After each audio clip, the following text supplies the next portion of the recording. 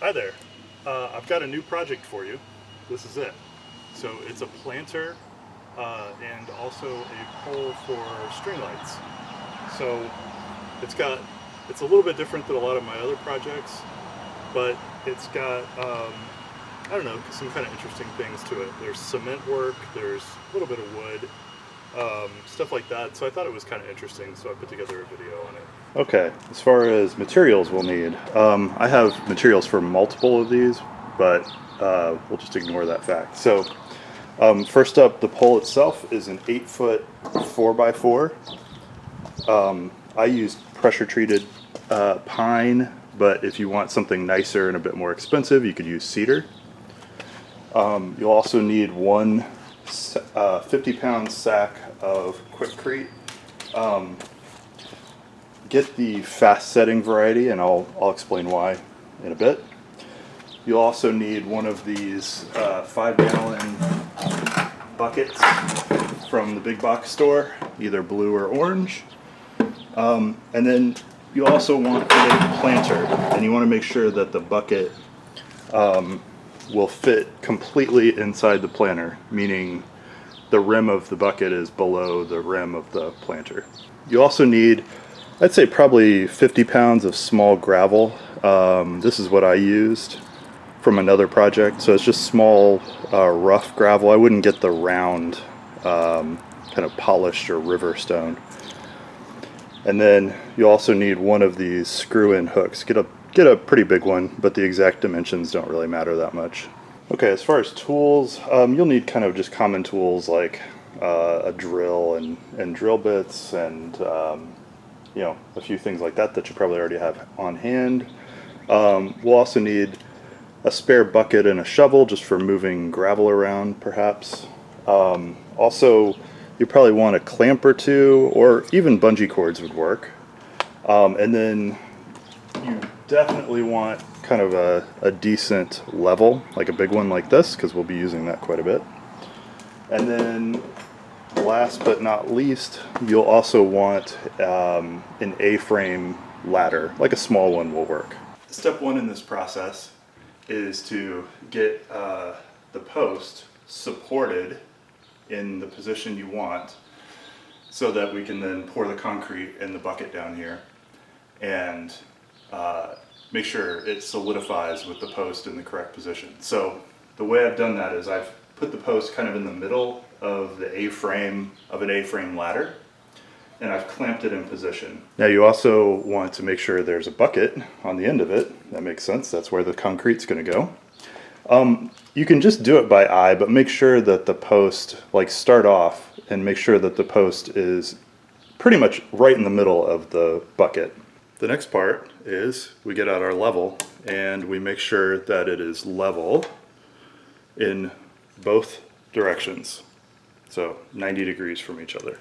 So this is going to take a while, but make sure you take your time and get it right, because once the concrete's in there, you can't fix it. I find that it's actually easier to sort of nudge the ladder kind of left and right and up and down to get it positioned correctly, rather than trying to move the post itself. Just seemed to work better in my situation. Anyway, take your time, get it right. Once you've got your post dialed in and perfectly level, you can attach a couple of clamps, one in each direction, to the ladder. Or I think bungee cords would also work fine, so you can just stretch a bungee cord around and attach it to the ladder, just to keep it in place. We're going to use this fast setting Quickcrete. The reason we're using that is not so much that it sets quickly, although that's kind of nice too.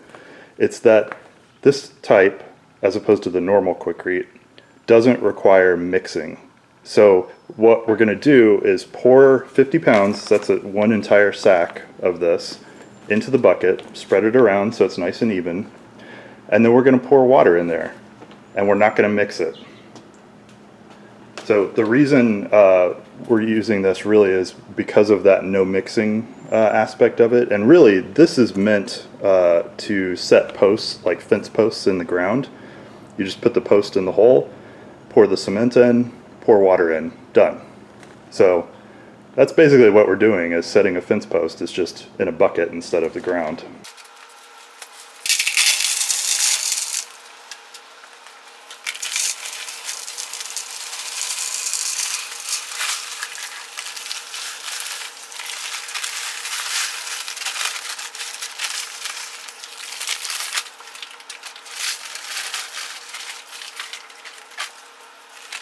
Once you've poured the cement in, I like to tap the bucket a little bit just to kind of get any air pockets out and settle the concrete. Just tap around the bucket a little bit. Also make sure that the concrete is spread evenly around and the top of it's pretty level.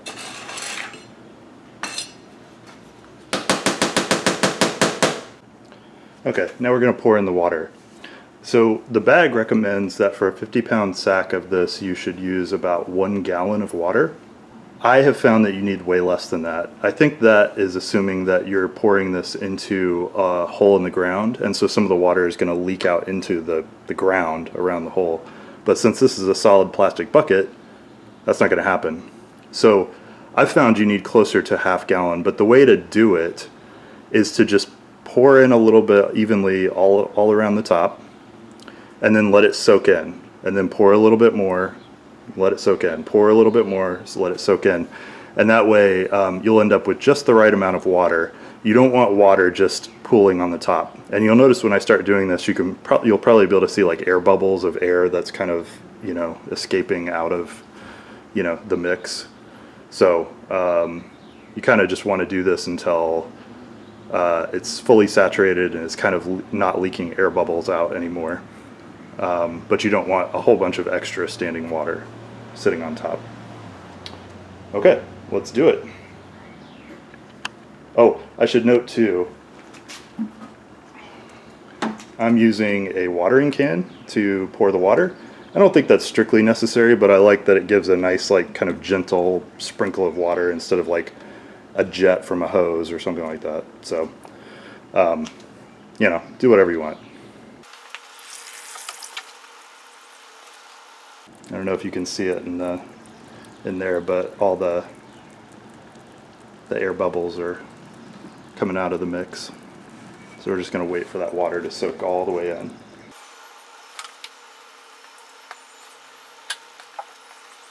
I also might use a garden trowel to kind of help it along too. I'm not really mixing, I'm just kind of making sure all the water gets down into it properly.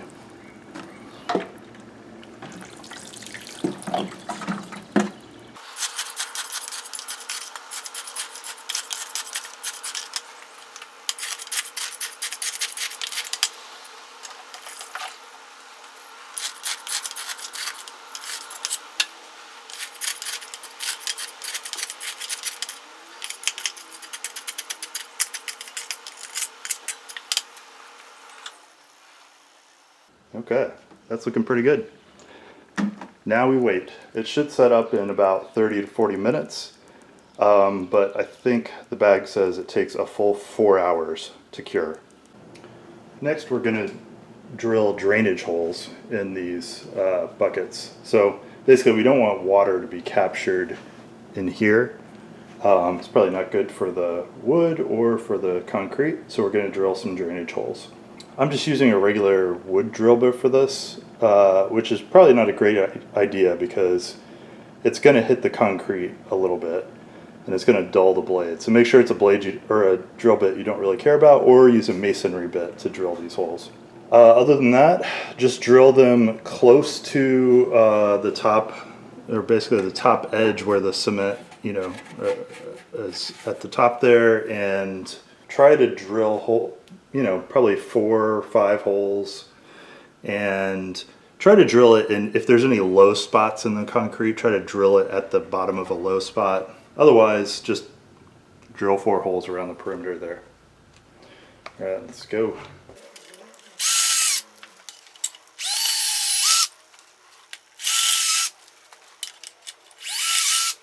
Oh, here's another little trick. These, when you've got the concrete in them, can easily weigh 80 or 90 pounds, and they're a little hard to move around. So an easier way to move them, instead of just picking them up, you can tilt them on edge and then roll them like a wheel. Okay, next we got to get the planter ready. We just need drainage holes in the bottom. Now the one I'm using comes with punch outs.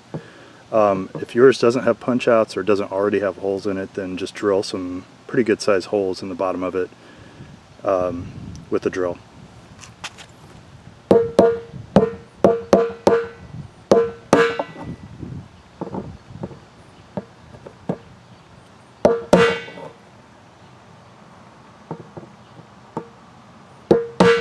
So these can be pretty heavy to lift the bucket and get it into the planter if you just lift it straight up. So here's a trick that makes it a little easier.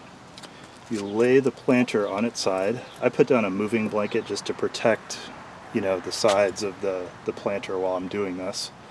And then we just kind of try to roll this thing up and over into the planter. Once the edge of it's in, then we can kind of slide it down to the bottom, and it'll tend to want to tip up on its own.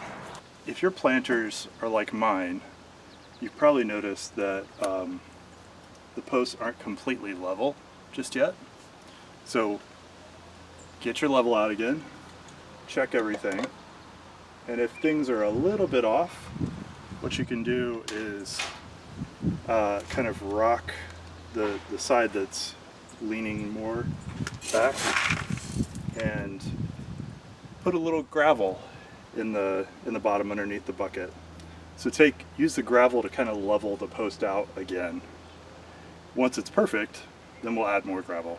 Okay, so once you've got everything positioned where you want it, then we're just going to start filling in around the sides with gravel, and we're also going to fill up the rest of the bucket with gravel. We want to come up the sides of the bucket maybe something like 6 inches, maybe a little more, mostly because that helps with the stability of the posts, and it also is less potting soil that we're using, since you don't want to fill up this whole thing with potting soil. That might be kind of expensive. Alright, that's about it. So there's about 6 or maybe 8 inches of gravel around the sides, and then gravel filling up the rest of the center bucket. And now, potting soil.